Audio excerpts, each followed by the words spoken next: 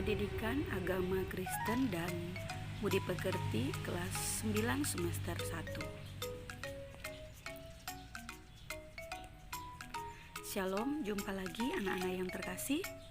Kita masih ada dalam bab pertama, kehadiran Allah dalam gereja mula-mula. Perhatikan materi yang akan disampaikan ya.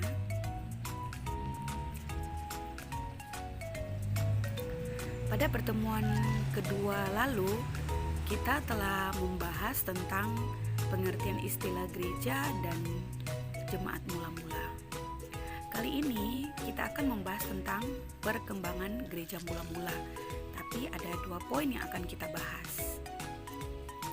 Sebelumnya kita akan berdoa. Tuhan, kami serahkan kegiatan pembelajaran hari ini ke dalam tangan-Mu. Biarlah hikmat-Mu menuntun kami, agar kami mampu menerima dan memahami setiap materi yang ada. Dalam nama Tuhan Yesus Kristus kami berdoa. Amin. Oke anak-anak, bagian yang pertama adalah tentang pelayanan para rasul. Kalian akan memperhatikan dengan baik. Perkembangan gereja mula-mula sangat bergantung pada pengajaran para rasul. Mereka berkeliling dari kota ke kota, satu wilayah ke wilayah yang lain untuk memberitakan Injil. Gereja bertumbuh bukan hanya di Yerusalem, tapi juga di berbagai kota dan wilayah di luar Yerusalem. Banyak orang menjadi percaya dan setiap hari jumlah mereka bertambah banyak dengan orang-orang yang diselamatkan karena percaya kepada Kristus. Bacalah dalam Kisah Rasul pada pasal 2 ayat 47.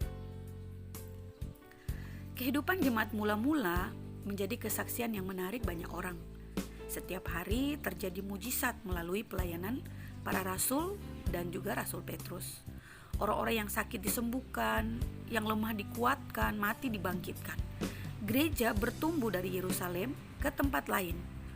Banyak orang percaya yang menyerahkan diri untuk melayani di dalam jemaat.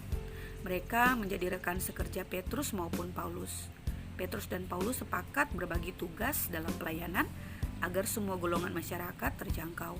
Petrus melayani kaum Yahudi, sedangkan Paulus melayani kaum non-Yahudi. Selain Petrus, Paulus, dan para murid yang lain, Alkitab juga mencatat nama-nama lain yang memiliki peran penting dalam pertumbuhan gereja mula-mula, yaitu Stefanus, Barnabas, Yohanes yang disebut juga Markus, Silas, Timotius, Eunike, Lydia, Filemon, dan Titus. Dalam pelayanan mereka, berdirilah jemaat lain di luar Yerusalem, seperti jemaat Korintus, Kolose, Filipi, Tesalonika, Efesus, daerah Galatia, dan juga Roma. Tugas yang paling penting berikutnya adalah memelihara jemaat dalam pengajaran Kristus yang benar dan menghindarkan mereka dari pengaruh ajaran-ajaran sesat yang ada. Para rasul pun mulai menuliskan surat-surat yang dapat dibaca di hadapan jemaat. Rasul Petrus menuliskan surat pertama Petrus, kedua Petrus, dan ketiga Petrus. Rasul Paulus menuliskan lebih banyak surat kepada jemaat yang ada di Roma, Korintus, Efesus, Galatia, Filipi, Tesalonika, Kolose, dan jemaat yang berada di perantauan, yaitu surat Ibrani. Selain kepada jemaat, Rasul Paulus juga menulis surat-surat bimbingan pribadi kepada Filemon, Titus, dan juga Timotius yang merupakan anak rohani dari Rasul Paulus. Mereka adalah orang-orang yang percaya kepada Kristus melalui pelayanan Rasul Paulus. Mereka juga bersedia memperhatikan pelayanan dalam jemaat. Nah, rasul lain yang menulis surat adalah Yakobus dan Yohanes. Dalam pertumbuhan jemaat mula-mula, peran para rasul sangat besar. Mereka mengkhususkan diri mengajarkan tentang Kristus. Sedangkan pelayanan lain dalam jemaat dilimpahkan kepada para diaken dan presbiter. Akhirnya jemaat mula-mula tersebar ke berbagai tempat, bahkan sampai ke Makedonia, Asia, dan bahkan sampai ke ujung bumi seperti yang diamanatkan oleh Tuhan Yesus Kristus kepada murid-murid. Bagian yang kedua tentang penderitaan dan penganiayaan. Pertumbuhan jemaat mula-mula tidak hanya mengalami keadaan sukacita dalam perkembangannya, tapi juga mengalami banyak keadaan yang tidak menyenangkan karena ada kelompok lain yang tidak suka dengan keberadaan jemaat mula-mula. Mereka mencari cara untuk memenjarakan, membunuh, dan menganiaya para rasul serta orang percaya.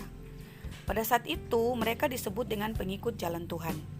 Mahkamah agama, orang Farisi, ahli Taurat, dan para penentang Kristus bersatu untuk menghambat pelayanan mereka. Para rasul ditangkap dan dianiaya. Bahkan waktu itu, Stefanus menjadi martir pertama di dalam pelayanan gereja mula-mula.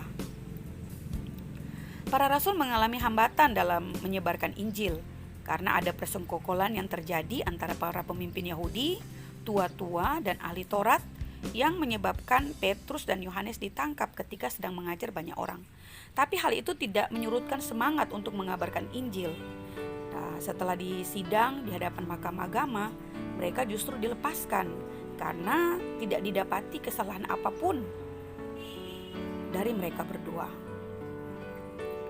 Para imam besar dan orang Saduki merasa tidak puas dengan hasil sidang yang ada.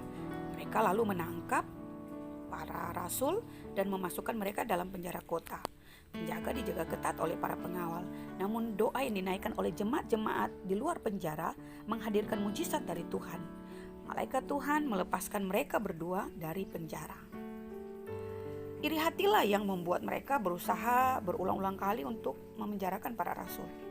Salah satunya adalah Saulus yang pada waktu itu sebagai penganiaya jemaat. Ia mendapat surat kuasa dari pemerintah Romawi untuk menangkap, menganiaya, dan membunuh para pengikut jalan Tuhan. Tapi dalam perjalanannya melakukan tugas tersebut, justru Tuhan menampakkan diri kepada Paulus. Nah, peristiwa inilah yang membuat Saulus bertobat dan menjadi Rasul Kristus bersama murid yang lain. Dan namanya yang awalnya adalah Saulus, itu pun berubah menjadi Paulus. Penderitaan yang dialami Paulus dalam pelayanan juga tidak ringan. Ia ditolak oleh orang Yahudi maupun non-Yahudi. Dia juga diperhadapkan dengan pemerintah Romawi yang selalu menentangnya. Baca dalam 2 Korintus pasal 11 ayat 23b sampai 25 dan ayat 28b.